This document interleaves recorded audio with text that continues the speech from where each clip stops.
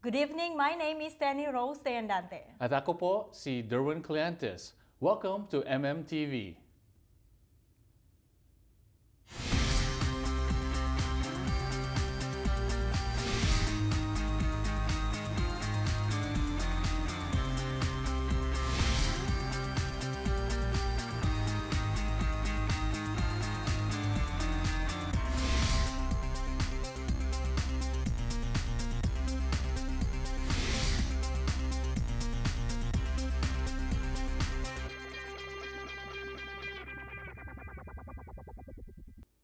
The preservation of our Filipino traditions and culture is an important role for Filipino communities in Canada. Here in Montreal, we have Pamana Ni Luzviminda promoting our traditional Filipino dances. Let's see how through Cookie Esplena.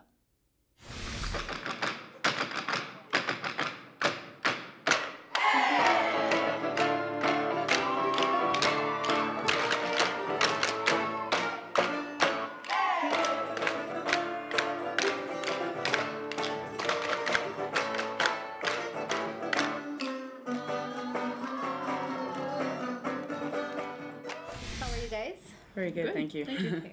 Can you tell us more about Pamana? Sure. Pamana was founded in 2005. We're headquartered here in Montreal.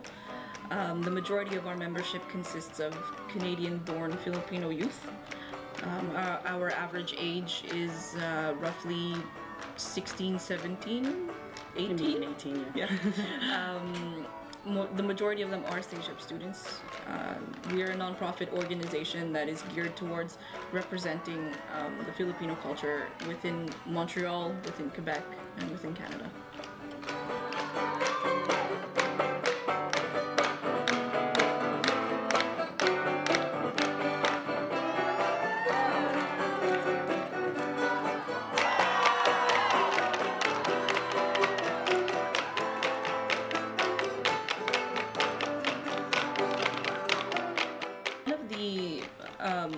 Actually, something that a lot of people don't know is that Filipino folk dance is one of the most diversified groups of dance in the world.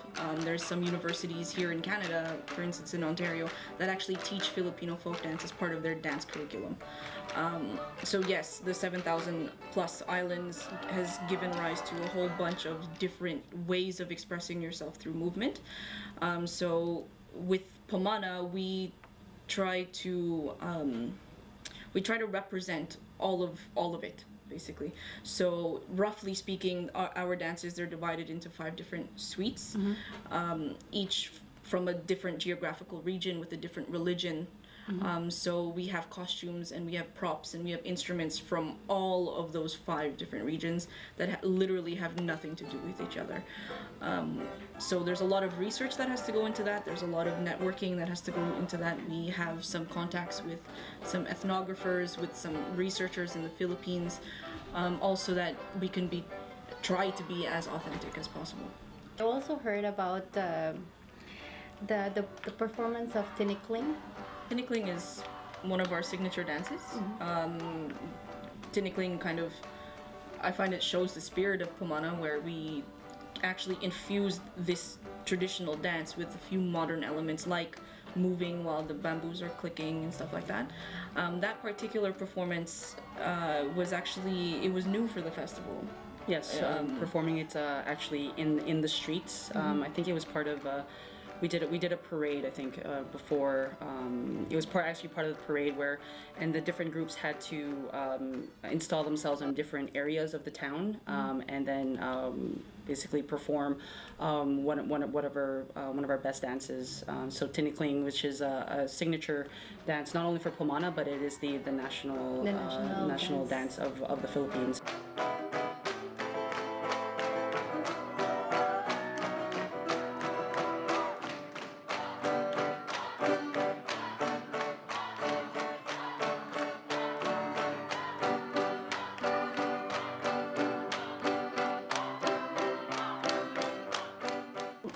In general, what is the biggest challenge of the group that you guys have faced together?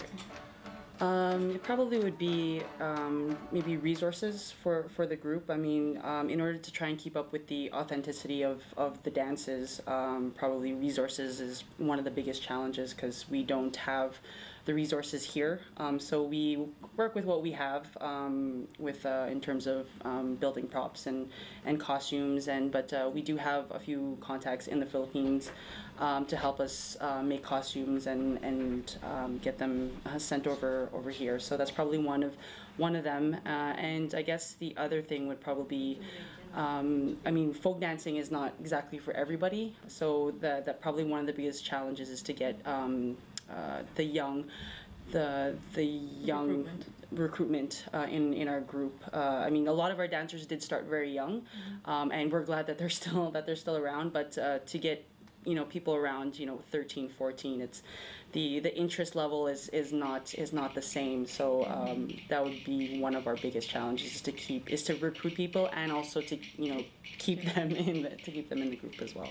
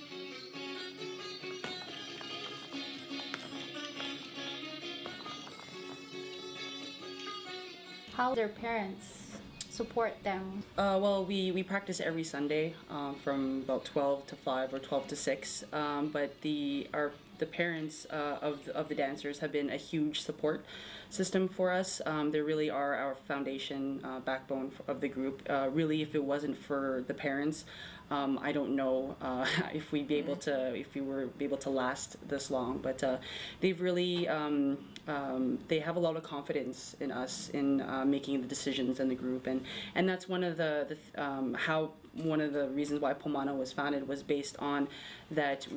It was the young leaders were to lead the group, and then the parents would be the ones to support us. So really, they're there to help us build props, make costumes, to bring us to and from performances, as well as to feed us, which is one of the biggest things that the parents support us with, is making sure that our tummies are full.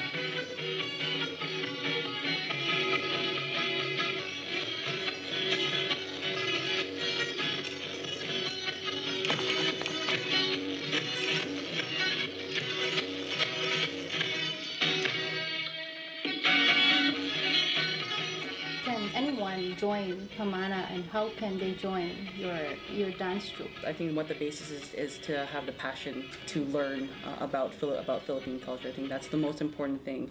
But definitely no audition. I mean, everyone and anyone is welcome to join us. We take in as young as 6, 7 years old. We do have a junior group to start the basic training, the basic fundamentals for our junior group.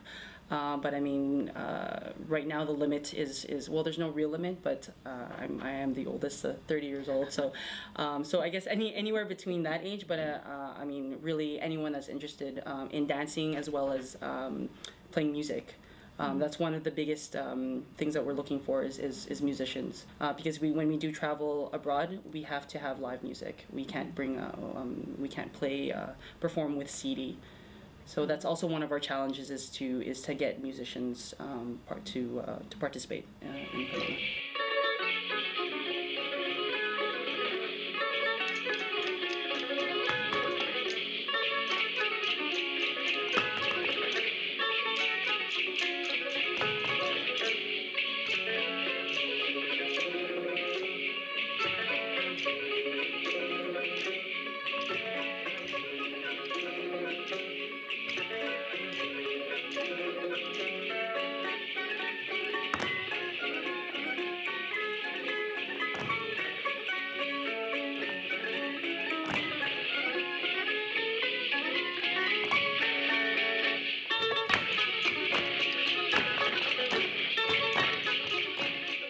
So kids are looking forward for the tour. Yes. Oh yeah, definitely. That's one of the. I think that's really important is to have projects that for the members to look forward to. So not only traveling, but also putting up stage productions. We did our fourth stage production this past April, which was very successful for our group because we really demonstrated what Pamana was all about and really showed the community why these members love Pamana so much.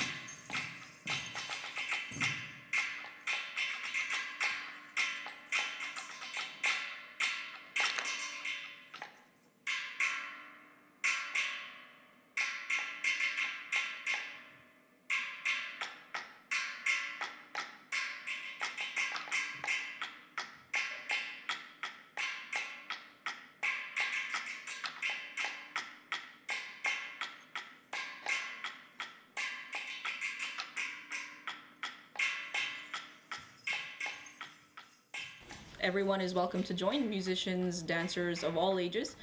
We do have a minimum requirement of 6 or 7 years old. You could find us anywhere and on all social media as Pamana Canada. You could find us on Twitter, on Facebook, on Instagram. I know that sometimes there are some people who are shy to join.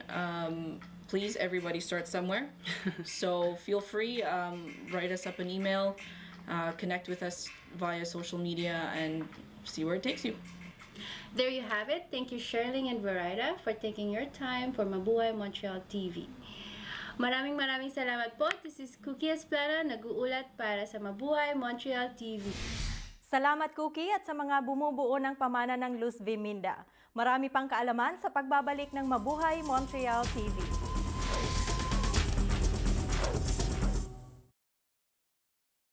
Manigong bagong taon mula sa MMTV.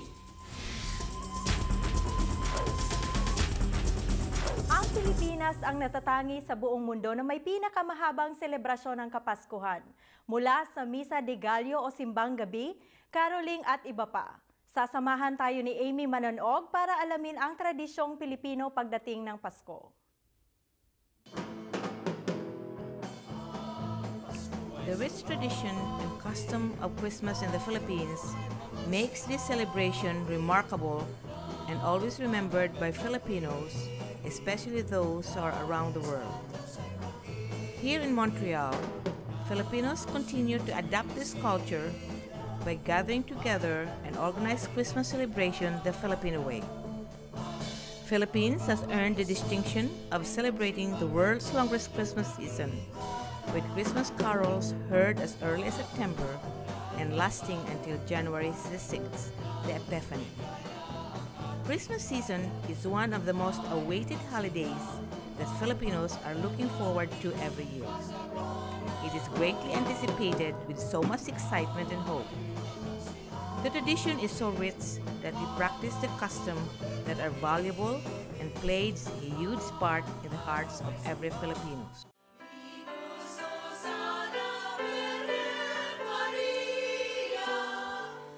One Filipino Christmas tradition that is very active here in Montreal is caroling, and the Panday Tinig Choral Ensemble presented a concert, Paskong Pinoy sa Montreal, last December 21st, 2013, at Seagull Theatre.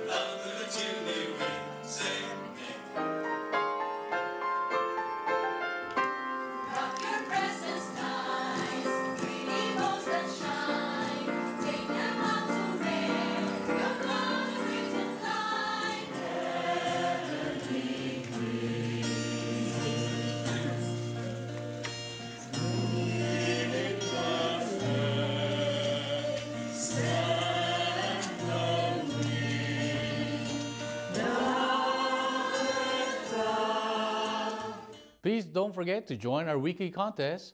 For more information, go to www.mabuhaymontrealtv.ca. We'll pause for a break and we'll be right back.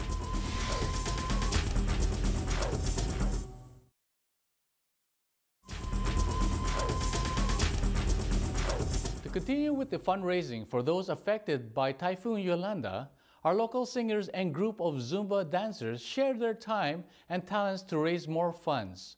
Michael and Crisella join us for these events. Sadyang napakarami ang gustong tumulong sa mga biktima ng Yolanda.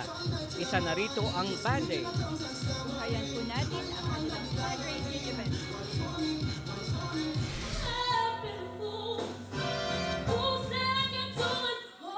Ipinamala sa mga kabataang Pilipino ng Montreal ang kanilang talento sa isang fundraising concert na isinagawa upang makalikom ng pondo para sa mga biktima ng kalamidad sa Pilipinas.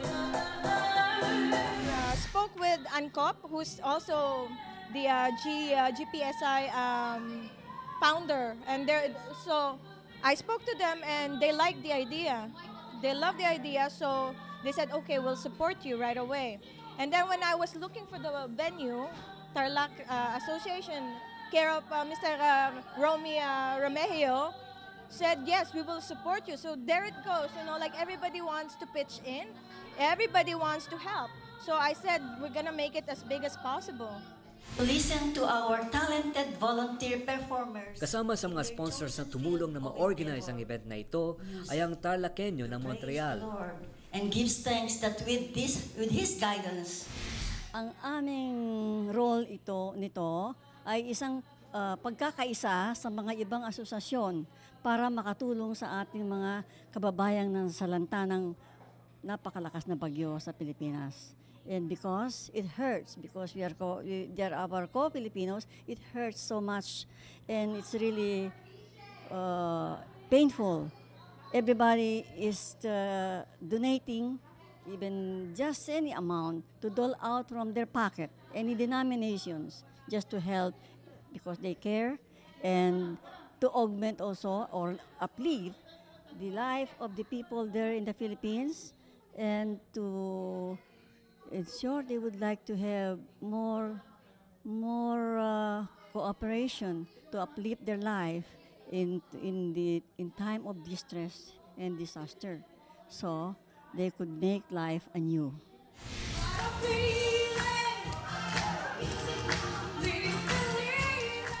Mula sa mga slideshows hanggang sa mga kantang inawit ay inihatid ng mga sumali ang kanilang pagmamalasakit o pagkabahala sa mga naapektuhan ng bagyo.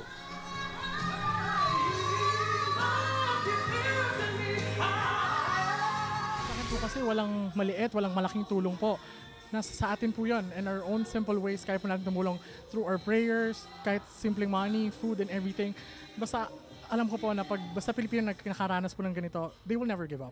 Pilipino po tayo. Magkaisa po tayong lahat kasi po lahat ng Pilipino, kahit anong pasubok pa po yung pinagdadaanan natin, nakangiti pa rin po tayo, nagtutulungan, nagbibigayan, kaya magkaisa po tayo, malalampasan po natin to. Hindi kayo dapat magdalawang isip dahil dito na makikita ang kagalingan ng isang tao. Kung talagang taos-puso kang tutulong, hindi ka magdadalawang isip. Paghingi sa'yo, bigay mo kahit na ano. Kahit anong kaliit na halaga ay malaki sa bayan natin Pilipinas. Kahit na binigay nyo ay maliit na halagang na akala nyo ay makakatulong, ay talagang makatulong. Kung bibigyan natin ng ehemplo, yung inyong kahit na po yung 10 cents o 25 cents, yan po ay isang tubig na isang boteng tubig na may inom nila ng malinis doon sa atin sa Pilipinas.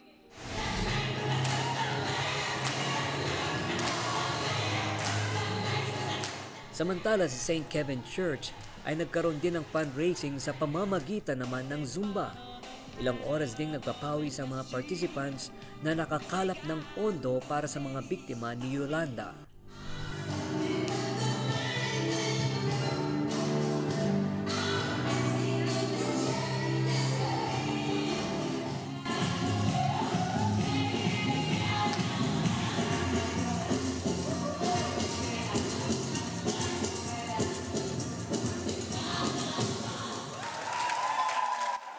Our Zumba for a cause, we raised 2,189. Sa patuloy na pagtulong sa ating mga kababayan, ay tiyak rin na patuloy ang pagbangon ng bansang Pilipinas.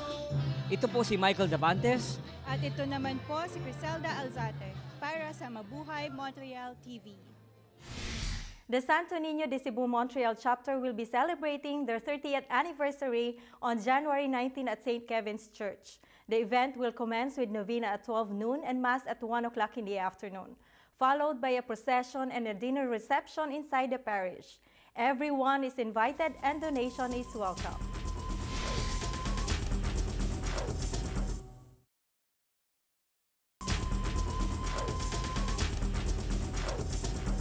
Sa panibagong taon, may mga follow-up news tayo ba about sa fundraising ng Typhoon Yolanda? Nakausap ko lang kahapon ng aking pinsan na si George Davantes. Nasa Toronto siya ngayon and he was in the Philippines for a relief operation. And actually, I just want to talk about him kasi gusto ko talagang ma-inspire ng ibang tao about a person, you know, who can make a difference. Dahil tayong lahat talaga can make a difference na matulungan na ang mga kapwa natin na nabiktima ng Yolanda. So bali nung nangyari nga yung Typhoon Yolanda, nasa Germany siya noon at napanood niya yung mga nangyari nga sa Pilipinas. At so nagtawag siya sa mga pinsan niya, sa mga pamilya, kaibigan, at sa lahat mga kakilala niya na mag-raise siya ng funds nga. And on November 22, nakauwi siya ng Pilipinas. At nung dumating nga siya doon, sabi niya na, aba, parang huli na ata ang tulong ko. Pero yun nga, nung makarating siya doon, parang disorganized daw, like parang walang structure. Hindi na makita yung mga organization na pwedeng makatulong at makapag-participate sa kanyang mission nga. So anyway, nakabili siya ng mga gamit, mga lampara, mga tsinelas, at sa mga pagkain, mga dilata kagaya ng sardinas, at pati ng mga kanin para sa mga biktima. And he also participated or volunteered sa proyekto ng Catbalogan Mayor na si Mayor Uy. At yun nga, sa pagbalik niya dito sa Montreal, or actually sa Toronto, nasabi niya sa akin na ang concern lang niya talaga ay baka makalimutan ng mga kababayan natin at ng buong mundo ang crisis na ito na nangyayari sa Visayas. So, because it takes time to rebuild and restore the area. Yeah, syempre naman, you know, it doesn't take one day, you know, to rebuild a city. Kaya dapat talaga, it's gonna be a long period of time. So sana nga ay ipagpatuloy natin ito na hindi mamatay yung ating, you know. We're really worried about yung alam mo yung mga minsan mga practice ng mga Filipino, yung mga ningas kugon na tinatawag. Ningas kugon, what does that mean? Ningas kugon, it's actually a metaphor na yung kugon is a type of grass na pag sinilaban mo, sa umpisa ay lagablab talaga, a burst. and then it dies down after.